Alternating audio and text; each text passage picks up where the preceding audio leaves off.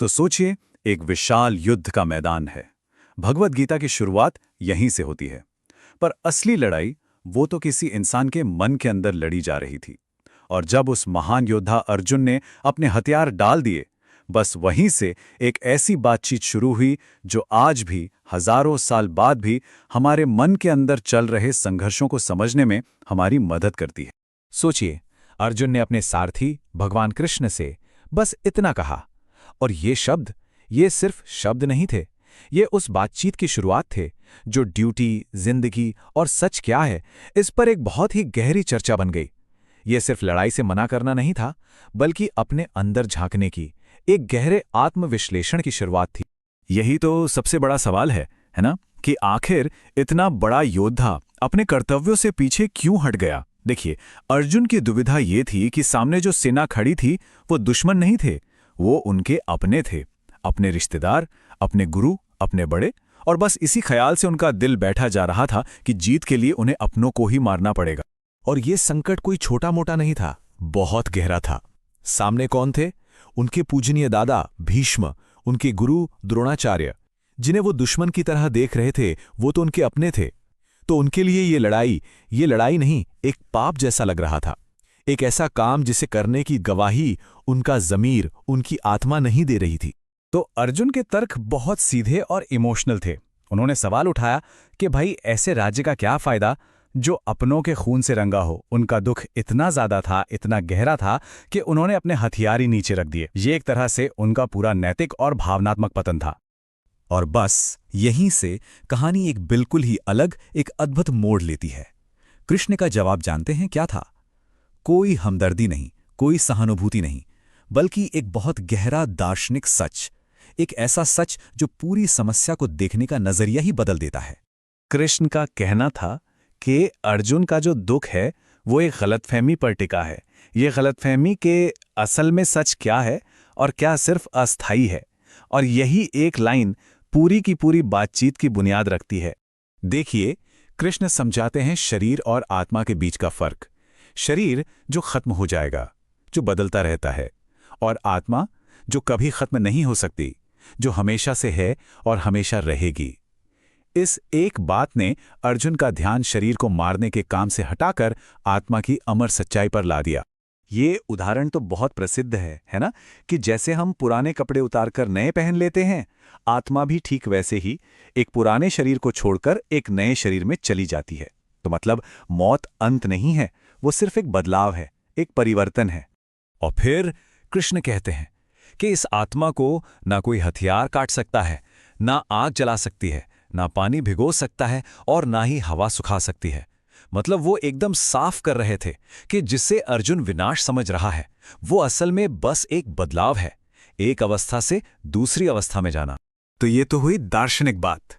अब कृष्ण एक व्यावहारिक रास्ता दिखाते हैं कि भाई, इस दुनिया में सही तरीके से काम कैसे करें, बिना और दुख या बंधन पैदा किए।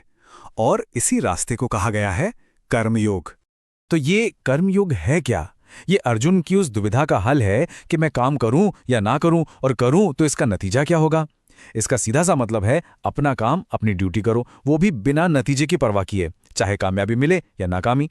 और ये शायद गीता का सबसे प्रसिद्ध श्लोक है, कर्मण्येवाधिकारस्ते मा फलेषु कदाचन। इसका सार बस इतना है कि हमारा अधिकार सिर्फ कर्म करने पर है, उसके फल पर नहीं। मतलब ध्यान पूरी ईमानदारी से अपनी ड्यूटी करने पर होना चाहिए।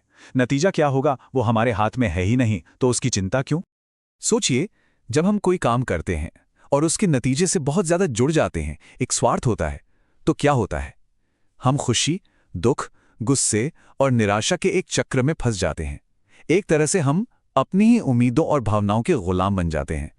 लेकिन दूसरी तरफ, जब उसी काम को सिर्फ एक ड्यूटी समझकर किया जाए, बिना किसी व्यक्तिगत इच्छा के, तो नतीजा होता है मन की शांति और भावनात्मक उथल-पुथल से आज़ादी। ये काम करने में ही एक तरह की आज़ादी है। अब कृष्ण इस पूरी फिलॉसफी को वापस अर्जुन की स्थिति पर लाते हैं। वो कहते हैं कि एक क्षत्रिय, एक योद्धा होने के नाते अपनी ड्यूटी को छोड़ देना लड़ाई लड़ने से भी बड़ा पाप होगा। मतलब धर्म का पालन करना अपनी भावनाओं में बह जाने से कहीं ज्यादा जरूरी है। अच्छा, अब कृष्ण अपनी शिक्षा के आखिरी हिस्से पर आते हैं, वो बताते हैं कि इस रास्ते पर चलकर एक इंसान किस तरह की आदर्श मानसिक स्थिति तक पहुंच सकता है। यही तो ज्ञान का आखिरी मकसद है। तो अर्जुन पूछते हैं कि जिसकी बुद्धि स्थिर हो गई है, उसके लक्षण क्या होते हैं? वो कैसे बोलता है, कैसे बैठता है, कैसे चलता है? और इसी सवाल के जवाब में कृष्ण स्थित प्रज्ञ के बारे में बताते हैं, यानी वो इंसान जिसकी बुद्धि एकदम स्थिर है। ये एक तरह से उस इंसान का खाका है जिसका मन पूरी तरह संतुलित और शांत है। तो ऐसे इंसान के गुण क्या हैं? वो दुख में परेशान नहीं होता, सुख के पीछे नहीं भागता, लगाव, डर और गुस्से से आजाद होता है, अच्छा हो या बुरा दोनों को बना खुश या दुखी हुए स्वीकार करता है। और सबसे बड़ी बात, उसकी इंद्रियां, उसके सेंसेस उसके पूरे नियंत्रण में होते हैं। कुल मिलाकर एक ऐसी अवस्था जहां बाहर कुछ भी हो रहा हो, अंदर की शांति भंग नहीं होती। और इसके लिए गीता में एक बहुत ही जबरदस्त उदाहरण दिया गया है, कछुए का। जैसे कछुआ खतरा महसूस होने पर अपने सारे अंगों को अपनी ढाल के अंदर खींच लेता है, ठीक वैसे ही एक बुद्धिमान इंसान अपनी इंद्रियों को इच्छा की चीजों से खींच सकता है। ये क्षमता बाहर की दुनिया से अपने सेंसेस को हटाकर अंदर की शांति बनाए रखने की, यही स्थिर बुद्धि की पहचान है। और आखिर में ये कमाल का श्लोक जो सब कुछ सारांशित कर देता है। इसका मतलब है कि जिसे आम लोग रात समझते हैं, यानी जहां वो भटकते हैं, वो आत्मसंयमी इंसान के लिए जागने का समय होता है। और जिसे दुनिया जागना समझती है, यानी दुनियावी चीजें, वो एक ज्ञानी इंसान के लिए रात के बराबर है। मतलब प्राथमिकताएं और देखने का नजरिया पूरी तरह से बदल जाता है। तो अंत में ये हजारों साल पुराना ज्ञान हमें एक सवाल के साथ छोड़ जाता है। आज के आधुनिक जीवन के संघर्षों में, हमारी अपनी लड़ाइयों में एक स्थिर मन का संतुलन आखिर कैसे पाया जा सकता है? इन सिद्धांतों को आज कैसे लागू किया जा सकता है? ये सवाल